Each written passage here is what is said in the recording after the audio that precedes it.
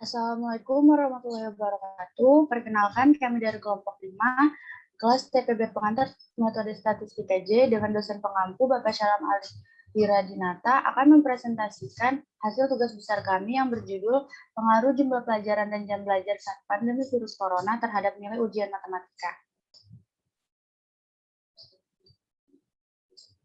Sebelumnya, izinkan saya memperkenalkan anggota kelompok kami.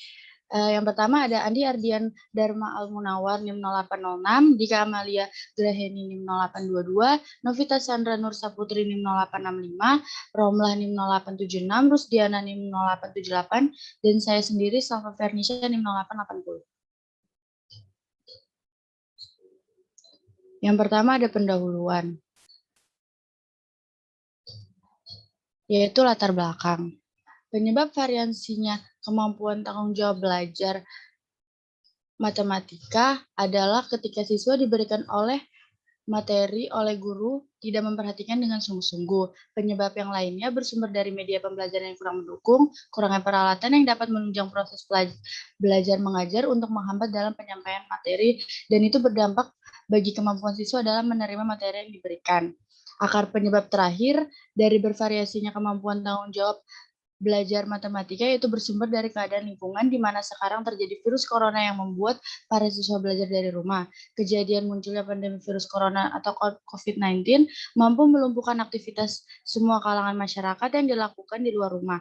Alasan kenapa kita memakai metode regresi linear ini untuk mengetahui seberapa besar pengaruh beberapa variabel bebas terhadap variabel tidak bebas dan juga dapat meramalkan nilai variabel tidak bebas apabila seluruh variabel bebas sudah diketahui nilainya.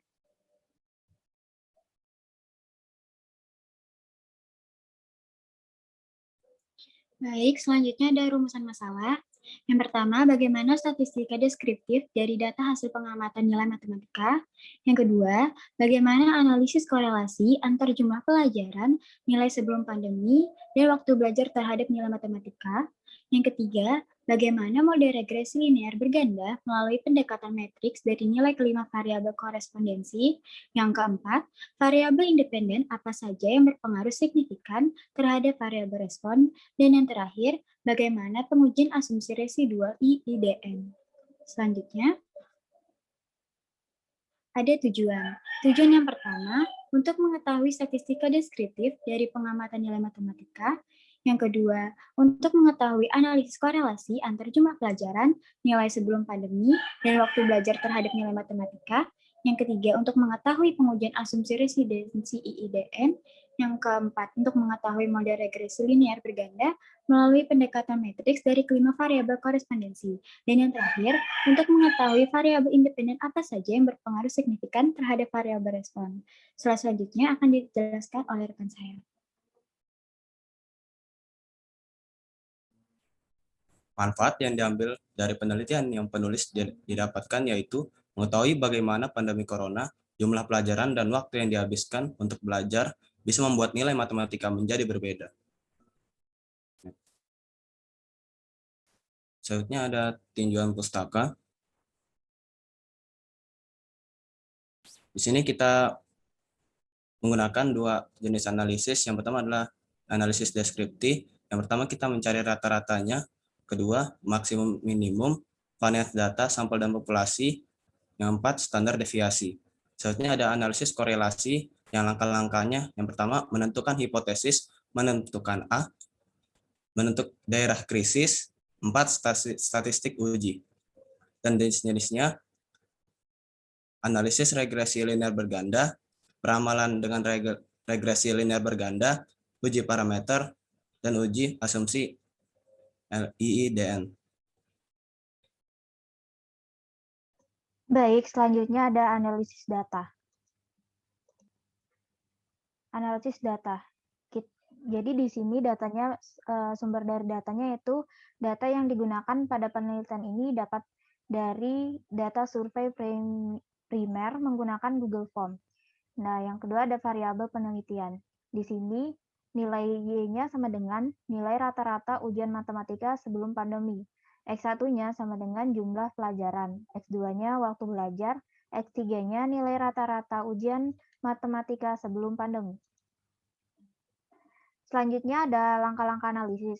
Adapun langkah analisis yang digunakan pada penelitian ini yaitu sebagai berikut. Yang pertama, mengumpulkan data. Yang kedua, melakukan analisis statistika deskriptif. Yang ketiga, melakukan analisis korelasi. Yang keempat, menganalisis model regresi linear berganda melalui pendekatan matriks.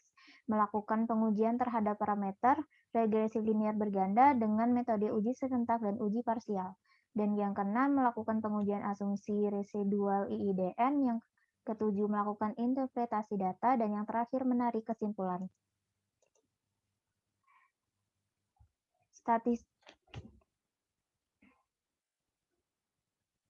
Selanjutnya, statistika deskriptif.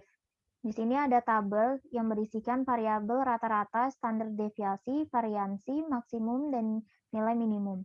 Variabel yaitu yang pertama nilai rata-rata ujian matematika setelah pandemi, yaitu nilai Y-nya, dengan rata-rata 82,88, standar deviasinya 5,23, variansinya 27,33, maksimumnya 95, dan minimumnya 70.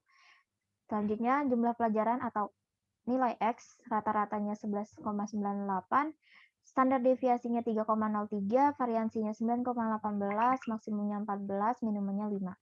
Waktu belajarnya atau nilai X2-nya 3,10, rata-ratanya standar deviasinya 2,23, variansinya 5,00, maksimumnya 16, minimumnya 1. Yang terakhir, nilai rata-rata ujian matematika sebelum pandemik atau nilai X3, rata-ratanya adalah 82,36, standar deviasinya 5,00, variansinya 25,00, maksimumnya 95, dan minimumnya 70. Selanjutnya, analisis korelasi. Di sini saya mencari analisis korelasi menggunakan aplikasi software Minitab. Seperti ini, analisis korelasinya untuk waktu belajar, dan ini nilai sebelum pandemi, dan selanjutnya akan dibacakan oleh rekan saya. Selanjutnya, model regresi melalui pendekatan matriks.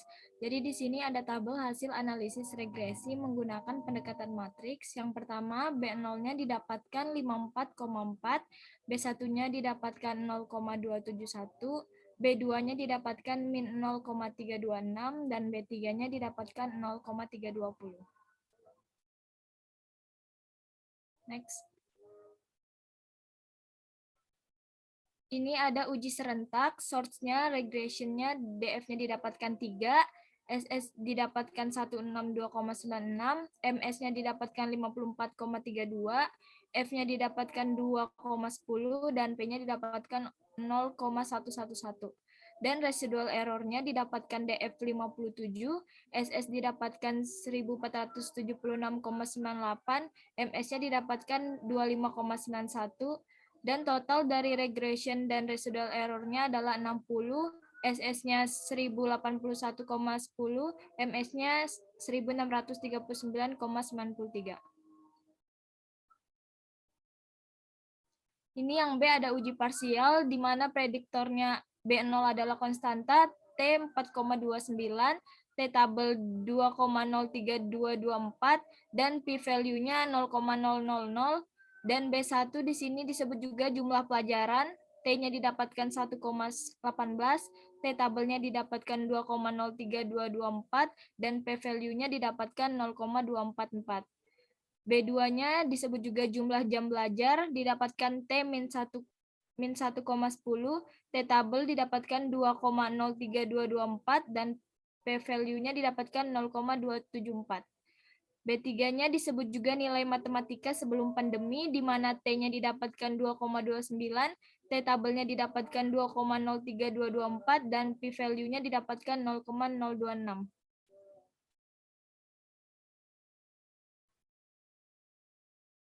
Di sini ada pengujian asumsi IIDN, di mana yang gambar pertama ini adalah residual identik dalam varians, digunakan memakai Minitab.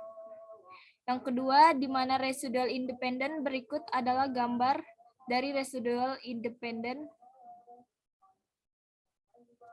Dan yang ketiga, residual berdistribusi normal, berikut adalah gambar dari residual berdistribusi normal.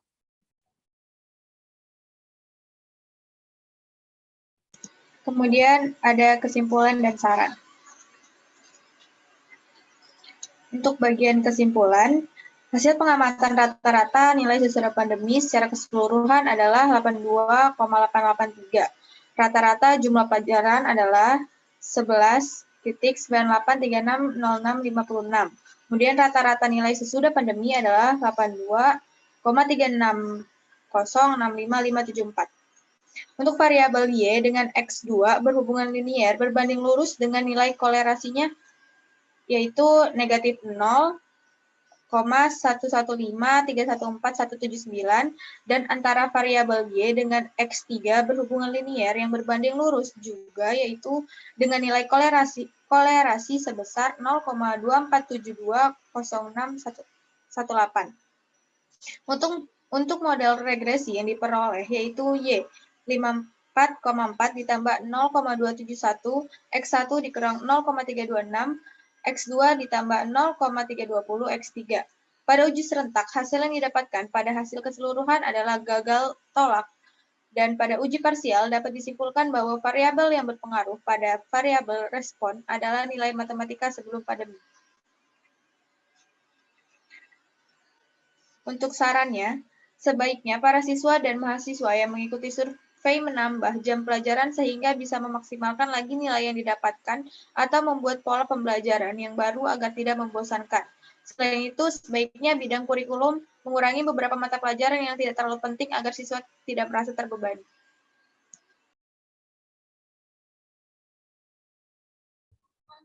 Sekian dari presentasi kami kali ini. Kurang lebihnya mohon maaf. Terima kasih. Wassalamualaikum warahmatullahi wabarakatuh.